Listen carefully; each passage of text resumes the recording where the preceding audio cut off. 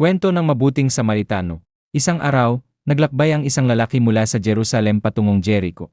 Sa daan, siya ay nahanap ng mga magnanakaw na sinaktan siya at iniwan na halos patay. Dumaan ang isang pari at isang levita sa lugar, ngunit pareho nilang hindi siya tinulunga. Ngunit dumaan ang isang Samaritano na naawa sa kalagayan ng lalaki. Nilapitan niya ito, ginamot ang mga sugat, at dinala sa isang bahay pahingahan upang alagaan.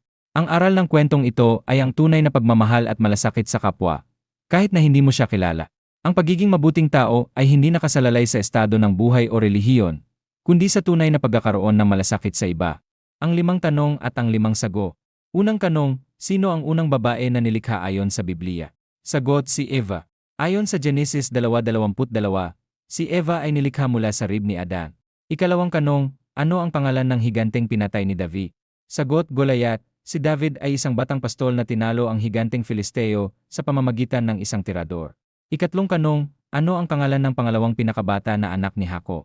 Sagot, si Benjamin.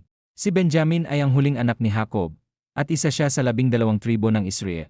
Ika-4 na tanong, saan isinulat ni Pablo ang mga liham sa mga taga-Efeso, Filipos, at Colosas? Sagot, ang mga liham na ito ay tinatawag na epistles, at isinulat ni Pablo habang siya ay nasa bilangguan sa Roma. Ika-5 tanong, ano ang kinutukoy ng apostol sa bagong tipan? Sagot, ang apostol ay nangangahulugang sinugo o messenger. Ang 12 disipulo ni Jesus at si Pablo ay kilala bilang mga apostol. Sana ay nag-enjoy ka sa trivia na ito. Kwento ng prodigal na anak, Lucas 1:1-1:32. Isang araw, ang isang ama ay may 2 anak na lalaki. Ang nakababatang anak ay humingi ng bahagi ng kanyang mana at tumunta siya sa isang malayong lugar.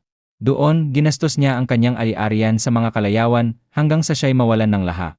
Sa gitna ng taggutom, nagbasya siyang bumalik sa kanyang ama at humingi ng tawad, umaasang magiging isa siya sa mga aliping pinakakain ng kanyang ama.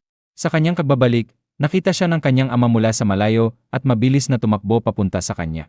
Yakas siya ng ama at iniutos na maghanda ng handaan para sa kanyang pagbabalik. Ang matandang anak ay nainggit at nagalit, ngunit sinabi ng ama, ang kapatid mo ay patay na at muling nabuhay, siya'y nawala at natagpuan.